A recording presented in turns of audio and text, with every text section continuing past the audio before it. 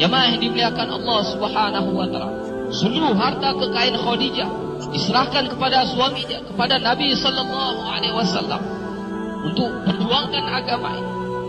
2/3 kekayaan kota Mekah milik Khadijah.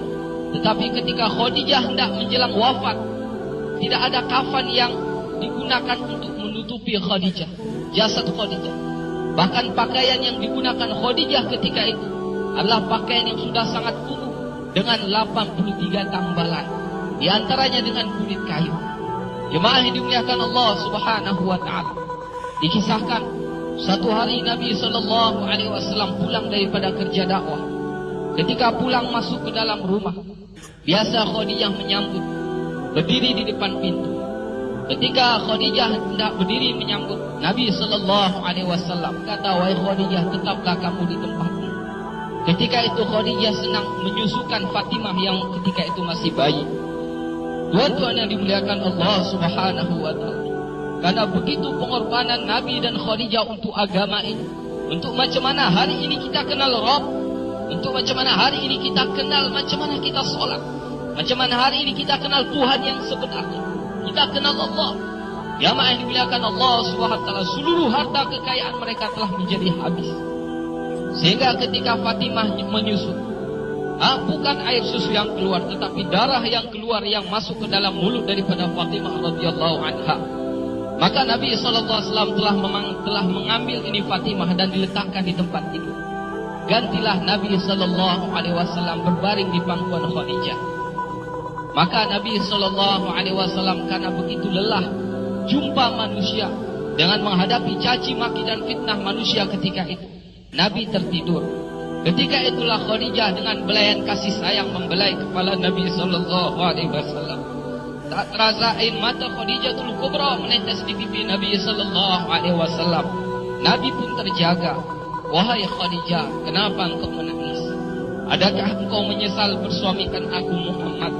Dahulu engkau wanita bangsawan, engkau mulia, engkau hartawan, tetapi hari ini engkau telah dihina orang. Semua orang telah menjauh darimu.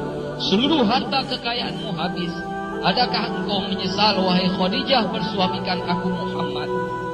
Khadijatul Kubra kata, "Wahai suamiku, wahai Nabi Allah, bukan itu yang aku tangiskan. Dahulu aku memiliki kemuliaan. Kemuliaan itu aku serahkan untuk Allah dan Rasulnya. Dahulu aku punya kebangsawanan. Kebangsawanan itu pun aku serahkan untuk Allah dan Rasulnya. Dahulu aku memiliki harta kekayaan. Seluruh harta kekayaan itu pun telah aku serahkan untuk Allah dan Rasulnya. Wahai Rasulullah, sekarang aku tak punya apa-apa lagi. Tetapi engkau masih terus memperjuangkan agama ini. Wahai Rasulullah, sekiranya aku telah mati, sedangkan perjuanganmu ini belum selesai. Sekiranya engkau hendak menyeberangi sebuah lautan, engkau hendak menyeberangi sebuah sungai, dan engkau tidak memperolehi rakit pun ataupun jembatan, maka engkau galilah lubang-lubang kuburku, engkau galilah kuburku, engkau ambillah tulang belulangku, kau jadikanlah sebagai jembatan untuk engkau menyeberangi sungai itu, untuk jumpa manusia. Ingatkan mereka kepada kebesaran Allah, ingatkan mereka kepada yang hak, ajak mereka kepada Islam, wahai Rasulullah. Tuan-tuan yang dimuliakan Allah Subhanahu wa taala, seorang nabi yang agung, seorang istri yang agung, suami istri berpelukan sambil menangis memikirkan agama ini. Allahu Akbar. Jemaah yang dimuliakan Allah Subhanahu wa taala, agama tersebar. Hari ini kita kenal Allah bukan dengan mudah, jemaah yang mulia. Agama sampai dalam kehidupan kita. Agama sampai ke kampung kita. Agama masuk ke dalam rumah-rumah kita. Agama sampai ke dalam hati-hati kita, jemaah yang mulia. Bukan dibawa oleh burung, bukan dibawa oleh angin, bukan dibawa oleh air sungai yang mengalir, bukan, jemaah yang mulia. Tapi dibawa oleh pengorbanan Nabi dan para sahabat. Dibawa oleh pengorbanan para janda sahabat. Dibawa oleh pengorbanan yatim-yatim para sahabat, jemaah yang mulia. Ulama beritahu hari ini kita senang-senang amal agama di atas penderitaan dan jeritan janda-janda dan yatim para sahabat. Hari ini kita kadang-kadang senang amalkan agama di atas penderitaan Khadijatul Kubra radhiyallahu ta'ala. Jemaah yang dimuliakan Allah Subhanahu wa ta'ala, Kalaulah hari ini kita tidak hargai pengorbanan mereka, apa yang harus kita jawab di hadapan Allah?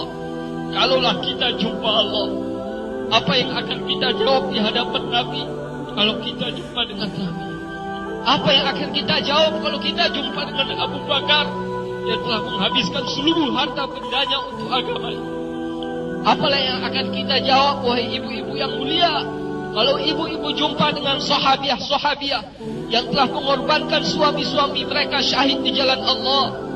Apa yang akan kita jawab sekiranya kita jumpa dengan anak-anak yatim para sahabat, sedangkan mereka telah mengorbankan ayah-ayah mereka untuk perjuangkan agama ini? Jamaah yang dimuliakan Allah Subhanahu wa ta'ala, agama ini sangat berhajat kepada pengorbanan jamaah yang. Agama tidak akan tersebar dengan tulis-tulisan. Agama pun tidak akan tersebar dengan cakap. Agama tidak akan pernah wujud dalam kehidupan kita tanpa kita mengorbankan diri kita, jemaah. Sudah menjadi syarat.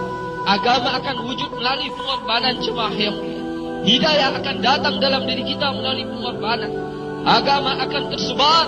Hidayah akan tersebar ke ujung-ujung dunia, jemaah yang mulia, melalui pengorbanan.